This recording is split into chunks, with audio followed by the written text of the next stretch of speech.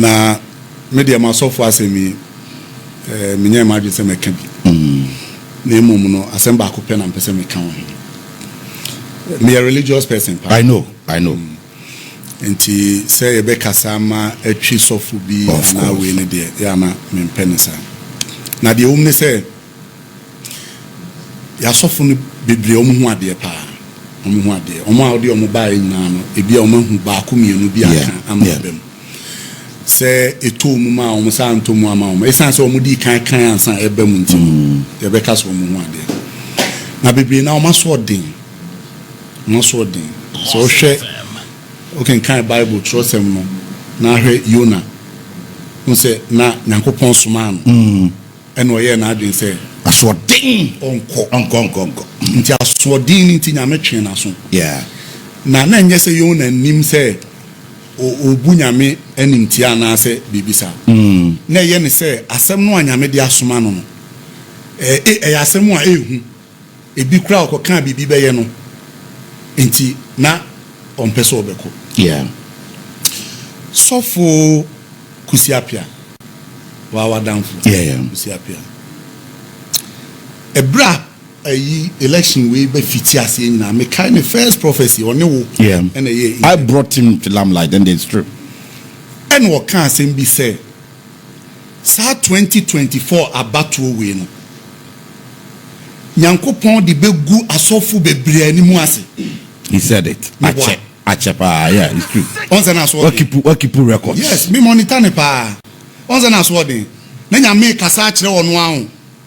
Sa abatuo we me de begu asofo bebre animu ase ntihwe ho yie. But e bia bibi nti. Ahoma bi ekura mu a etwetwene kakra esi kire wo ho nti. Ntie nyame asem ene on say ni nguase no no a wo hye nkom no ana ato no eti sometimes oni Nyankopon wa pam a esese umma honhom no ena de wo ye adwuma emma honam no a eno edo nam we kan say beji we koya kwankyere wa ha be ye we na wo kasa na ko Cape Coast ho nyina na wie yakose MPP be even that no I to abana no pano me hear any prophecies no the upper bo anopano adana I to abano the day of the elections I don't know or live on videos okay. That's what in the office bisa okay no yeah video okay can vote to MPP benya also MPP be BTNDC 1.3 million e wa Ashanti region MPP benya majority overwhelming majority of parliament dana I to abana no pano that's sorry no pan kofo asaline na no kra mpo no se honam animu kra no me ma follow elections bebre ye beto aba wa santimam na MPP be win ya anadwo no ye beto aba no hu e dey na ma signals near there obeko polling station na polling station bia ye ma anadwo no before ade be kra 7 PM am for salai and kofo the bucket omo da ho there's a omo to aba no abufuom yes se magina I know swami yes 2016 swami me sorry anadwo a me ko che me polling agent niema na man for queue mu na queue polling station bia ye ma no say hey there is here na be ko so yi and it clearly so you be a political analyst when need deep politics e chia e ho na no hu say 2016 e be dey ama NDC etimi ade be chia me ato aba no manao me nam Kumasi nyina police station yes so be say hu sa de na biwa me nam Kumasi police station bia me be do party office anam say agbe na ye obi ani ho people are not concerned about it obi ada yes eti de obeto aba bia no bibia ni where drive no or twen ade chia no pa okokra na line wa otimi ka se me koye madwuma ba enti sada na no pa no a ewie matia ya ye nia nikura ye hu se ade na nkoyie no na wo hye nkom se MPP be BTNDC 1.3 million enne NDC vote ayenya Ashanti region over 700,000. It's never happened in the history of Ghana before. Over 700,000 MPP that won in a 1.3. Uza banu ajemensa ebobo ye no. One fa tepa nka ho. Yeah, I'll say my. Yes, tepa John Mahama winning. 20,000 and over against 18,000 for Baumia. Into the tepa ne beka ho a it came 700,000. What is the difference? The difference is some hovering around 600,000.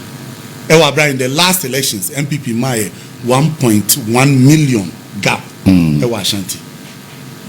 It's your best stress of one.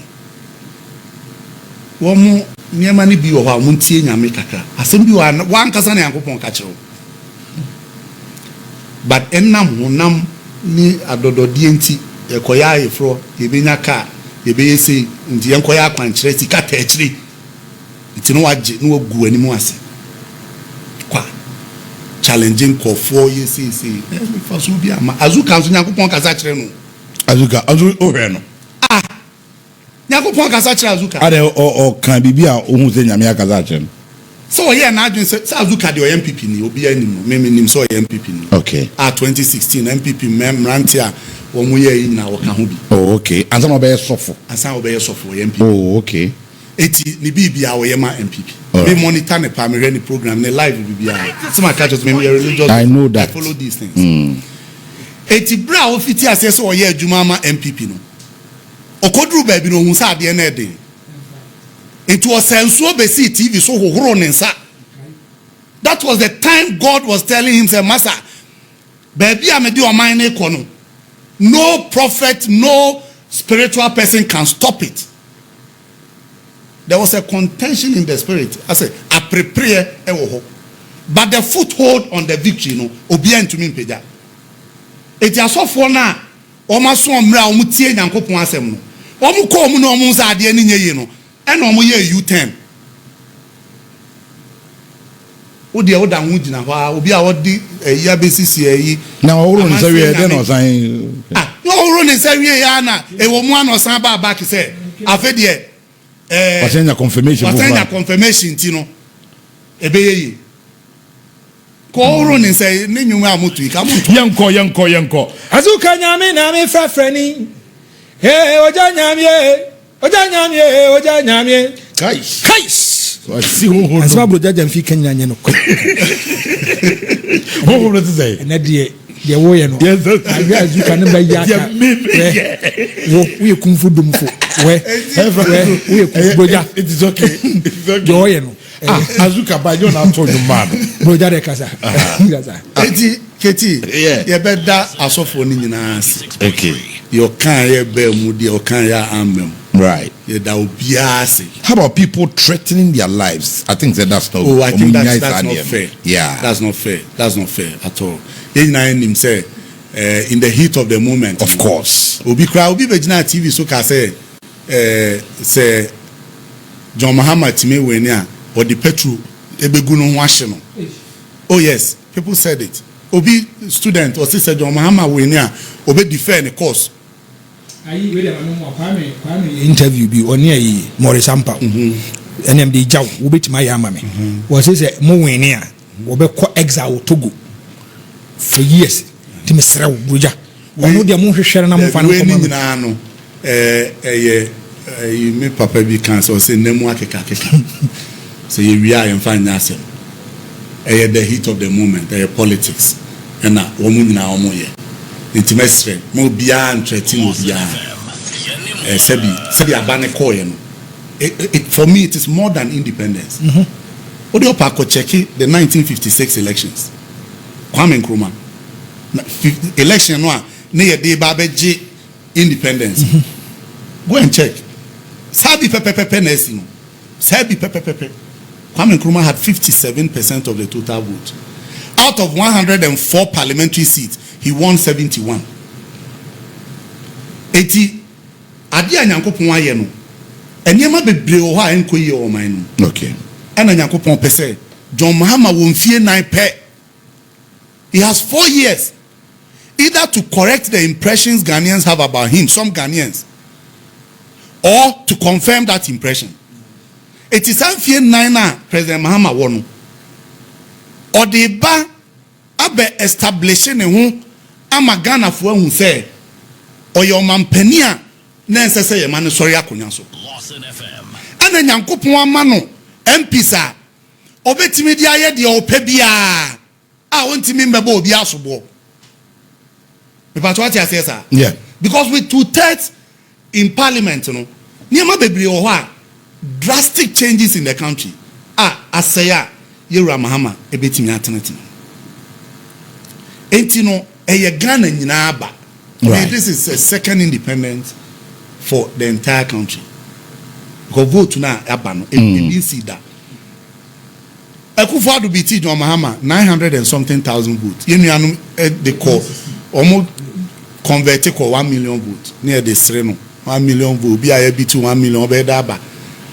Me kai say Akufo-Addo crack say Mahama we need classmate. Onu kwa na classmate. Ko onu kwa na mampeni awaba we di one term. Ene hwede nyankopon aye we beat Baumia 1.7 million keti 1.7 million historic ebinsi Ghana die na hwebebia Baumia nenam if you obi a onim the political structure of Ghana enim say MPP should not lose election with 41%. Because of the tribal dynamics, any baby a to aba ma MPP dim kunimu a.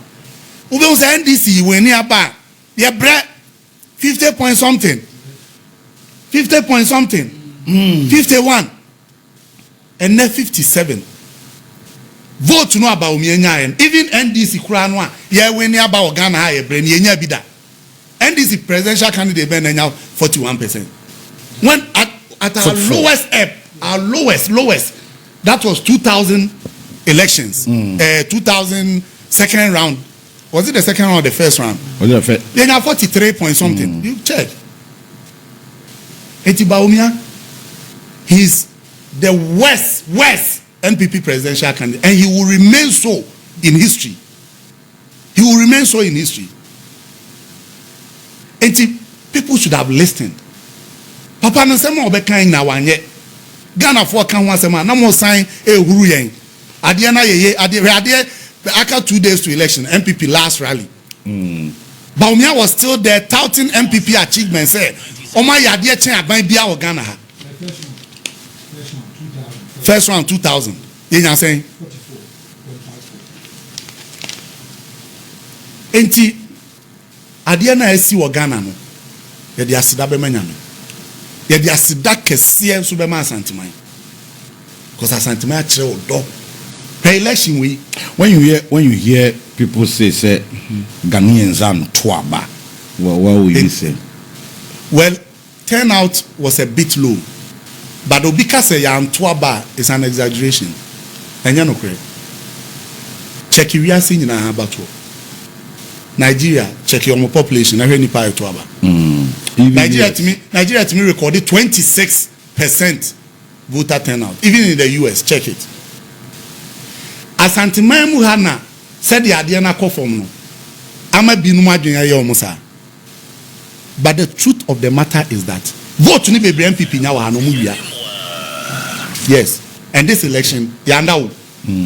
Ye match omu change plan no enso ya change. Omu change plan no enso ya change bi ntimi na fie.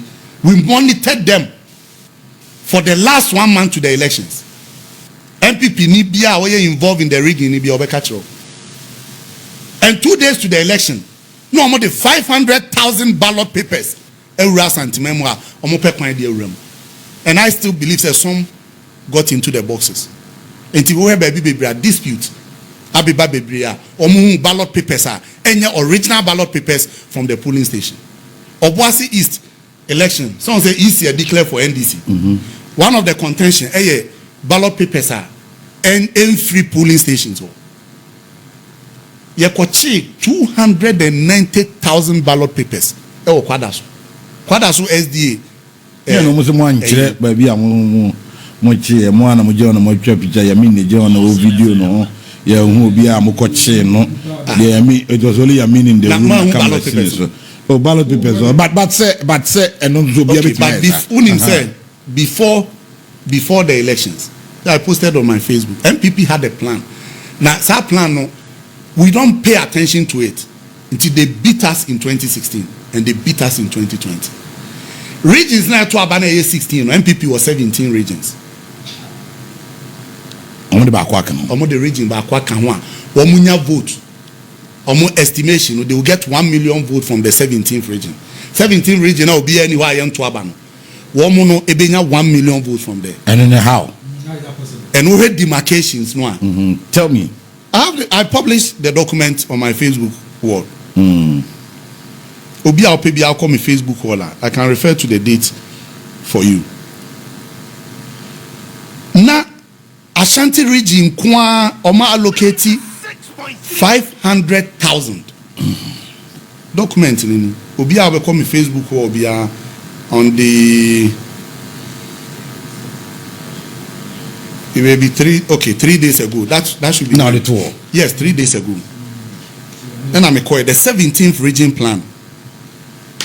We decline by once the 17th region plan fails, MPP is gone forever. Because Oma Shisha de no na ekwan Oma fa so aya de no. Un se ni partner say ebe di bone na wa planning ye. Oma check polling stations omo be ye no, electoral areas omo be ye no. MPs akonya omo be nationally omo your margin so omo be we 13 parliamentary seats. 13. Into omo target say omo be nya a majority of 150 constituencies. No omo de 1 million votes account. That was their plan. That was their plan. And Uti and Kofobe can say MPP Riemu send the crowd, they would have lost because our 1 million votes we be count crowd your mama would have still won with about 700,000. If you were monitoring them, omu baby omu the papers ne beko. It made that omu plan na no omu boyen say you be see ade na no kwan. Because wa na information aba e was fantastic runabout. You be reki ho no na eni ho. And it was just around Swami Bantama Kwadaso. So we're just roaming. And finally we went and found 290,000, which meant that 210,000 ewo baby. Either they managed to enter or because they knew say we were monitoring them no and also share baby MP. Why do you do that? Na isi so eboa wo stamp no a ye de bo akire no. So nim say stamp no e was say adana ye beto aba no na obi ahu stamp no. But Ashanti region ha stamps no egugu adaka mu. Say stamp na o see a rap hu. Egugu adaka o ma de no sa adaka na ye de to aba no de omo de ton meat pie no transparent boxes no. Egu mu bebre and a stamp no so obi fa no the team paper so say here ya. Any 5 minutes edum ya ye betima twabia man. We protect the stamp. Send a beya obi ko print extra ballot papers krana. He cannot validate it. Because every paper has validities. If it is stamped, new rubber box in there, say accounted. It was say account. Sometimes you need to check the serial number. The serial number. But how many polling agents? Imagine say Bantama him feel NDC agent. Now was started say we ballot paper free man. We never bounce on while we were able to match them for it. This is a true reflection of Ghana for.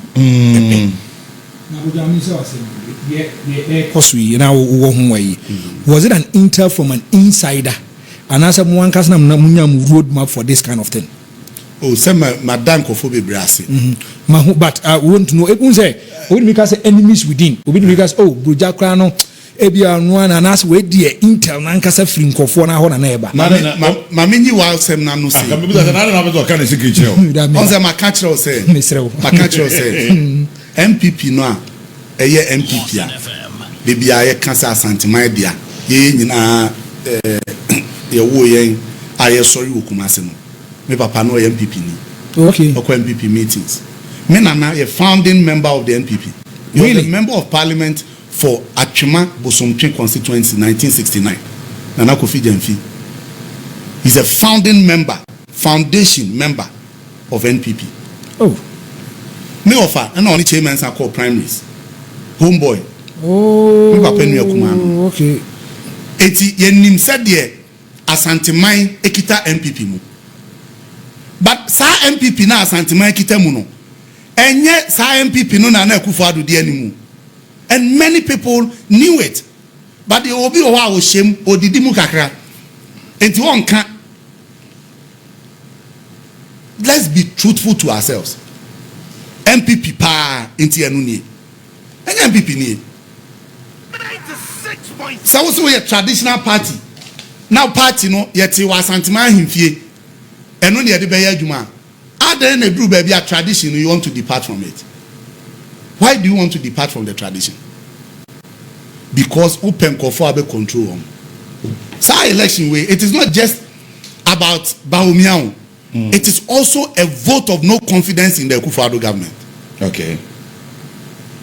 Enti nipa bebre we communal labor obia ka ho say o se pamo aban atroni niema o mkekai bebre Ghana fo bebre ehun through it say na say na mahama aban ne nye na oyewe enu nti ne yesi enye na mo maba na mo ye de e chen saa mo science me gina ya nim ka say still eno ye chen mahama de no na je say ye tie mu no sabi predator say ye ni adwen we cannot think for ourselves etikofo bebre de abufo ni hye omumu ekoto aba on election day. But Brogya, how about those who are analyzing the figures and saying, sir, when you look at the figures, Mahama got a little. Let's go back. Yeah. In the previous election, that's 2020, Mahama had 6,094,478. 6,094,000. Can you not say 6.9 million? That be 6,094,478. Great. And on a year figure, John Dramani Mahama Nyano 2020 elections. Yes. And the tono just ended here, 6,328,397. Can I say? Number 2. Can I say? 10. 9 constituencies. MI. I had the count. Me figure me what has CM. What the 9 in our account? What the I'm reporting 883 polling stations out of 40,976, which is Akabes 1,000 and something polling stations. Mahama ewo 6,462,000. Okay. 100. These are your figures and that of your party. But me use what the commission declared. Yes. But okay, but let's deal with this one. Yes.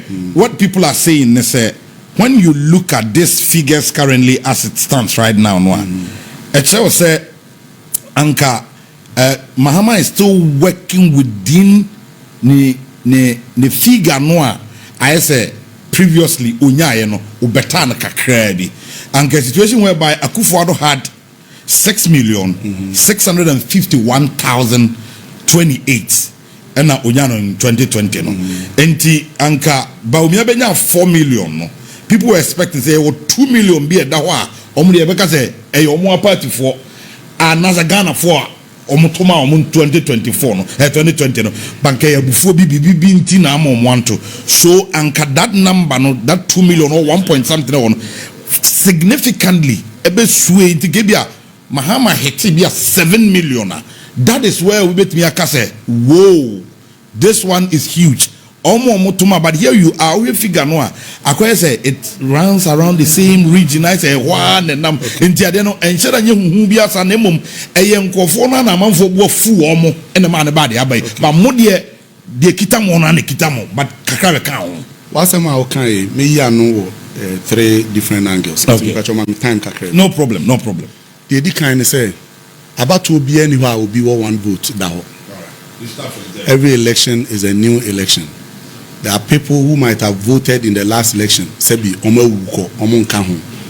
It is a vote Flagstaff House now who can say me nana ya donkwa or no tomorrow 2020 ye Kusi no 2022 no ni vote no be kan ho no chese wan kasa no say bibi kakra how until every election new. There are new voters. This particular election, new voters Ebekan was more than 1.5 million. New voters, among to abani bida. Until you cannot say omo no will be voter no 2020 no mo kan ho. Until consider every election as a fresh beginning. The etosumienu 6.3 million no Mosi J Mensa de declare. Yeah. Enye vote kitwa o. Enye vote kitwa. Mo pa mo nka se o mo eto abama NDC nyina no. Emra Shanti region na ehwe se nipa no be ko ha. They had 3 million krania. It is 6.3 million no. Enye vote kitwa. Don't underrate it. As a Shanti region mienu. Yes. It is enye vote kitwa kra. A super huge. The tosumiensa. 6.3. Baomiano onye Akufo-Addo. Okay. Eti different candidates. Say Akufo-Addo ye to abama no onye vote a because Akufo-Addo na be so Baomiansa ntino sa vote ni nyina automatically will go to him. How? And yes atamel say ba no so. Rollins enya 56%. Meboa. Eti Sekufo entmenya 56%. Na Atamils benya 43%. Na Sekufo anya hwe Rollins nkofo no mubufu yi no mankoto Atamils. You don't do that analysis in politics. Eti maya nyesa argument no cry in the first place.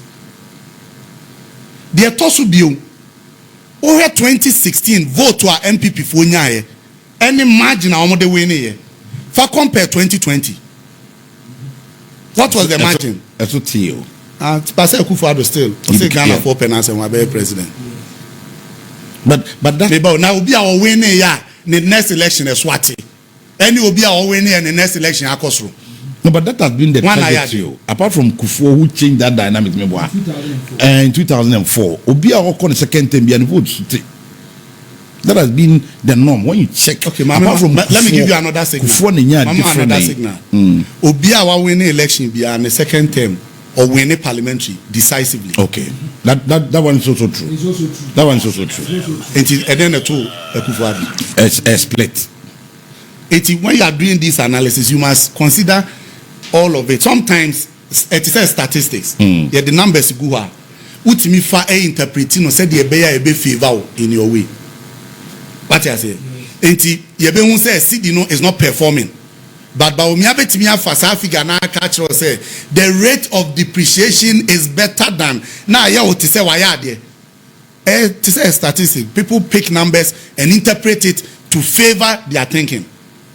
Mahama has won decisively. It has never happened in the history of Ghana before. No president has achieved this. Yeah.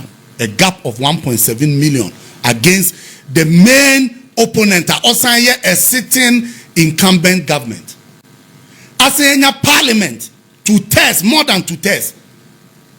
And se si ano seat no aka ni nyina no, ye beji ni nyina aka ho. Ye beji ni nyina aka ho.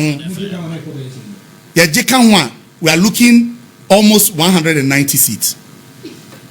Because Ashanti region, and ye ko electoral commission, ye ko kan mankranso ne tepasem. E baba be kan Ashanti region ho. Ye benya 10 seats to Ashanti. That alone moves us to 188 or so. Mati said Damango has been declared for NPP. Yeah, and that's off. It's yeje omo say what na minority leader akunya so a e ya bayisem etia huhumu sem no. Wan hwe ya akunya no kra wonya ntena so. Because this is not even a minority. Hey, minority. It's a minority. Minority. Oh, a minority. Why is it no minority? You can't even have one. It doesn't matter. That's minority. What's define minority for? Because Adia Mure finish define minority. Adia Mure finish say, yet 180 something if free more. Independent 440. Omo they can't be before they no can't be before. But still they are minority. They are minority. Because independent, you know. A+ no MPP ni oni mo nya asem menim say mo de be kwa himfi akoka dia mo amasem no he won't join them. Wulensi ye NDC parliamentary aspirant and Olusu with a few votes or say and will call independent or win it. You can come back. The possibility. Papa ya wagugui Marco close to the radio station. Ma tete papa ni sa minim possibility on he may join. So Baba come who dia he may join MPP. Looking at baby of free region he may join MPP. And yeah, no doubt A+ will join NDC, Willensi will join NDC. Bra. Because MPP strong strength Oman we are deputy speaker no kro munya bi. No cry na about voting here, the two tests can do anything. Apart from Muhammad Nyakopon one man a decisive victory. As a man an emphatic parliamentary victory. I love the word you used earlier on, sir, so that he can do whatever he wants. He can do whatever he wants. And at the end of the day, he can't blame anybody. That is the point. That's the point. That's the point. And the make to hawk. It's Ghana for Ghana for mankind if because Mahama is going to deliver. No, he's going to deliver. Be positive about it. No. That's what the conditional statement is. My name make it conditional statement. Because Mahama will deliver. That's what we want. Okay. Mahama will deliver. Thank you, Brogya. And was statistics will deliver swa. Yes. And analysis. Yes. Because say baby I didn't do no. You better to conform pa. I say sika bi shewa. Ma obi ameka say witch hunting and you know when you say bia because Ghanaians want Mahama to deliver obi a wa fa sika bia no ye man famra by the court of competent jurisdiction wa kase ma me FBB there say crowd there ya law no MPP for na crowd na be and o ma system akofa plea bargain na ba say ye do court na edi wa asem na ahwe na sika ni bi o na de beba yetimi trans na age o man ni sika no yeah. And I'm a of course. We're not near court of competent jurisdiction because court no crab mam attorney general and the crime say ni omunko na munko cancer asem. Well willing to the sika ni beba. Sika no na Ghana for yin. Sika dey say what first Canada. What first Canada now the beba. Then you the academy. The academy. Actually. We are do passport be ma person kwa obeko. Sisi e bi no start e omudwane. Ana Paula do much oko. Hey, it will be price to point. Okay, Odia Christmas and I will to Christmas tree. Brogya beba we to kwa kwa den. Hey, sembe. Airport you have Christmas tree in Sisi. But I say work other workers. Say corporate last year, the last 2 years now auto Christmas tree no. Not landing auto Christmas tree. To kwa na want. One ko baby a ha ono an etina mu and okoto to Christmas tree. And the Brogya beba okoto Brogya bia. Hey, man, a very good evening, Ghana.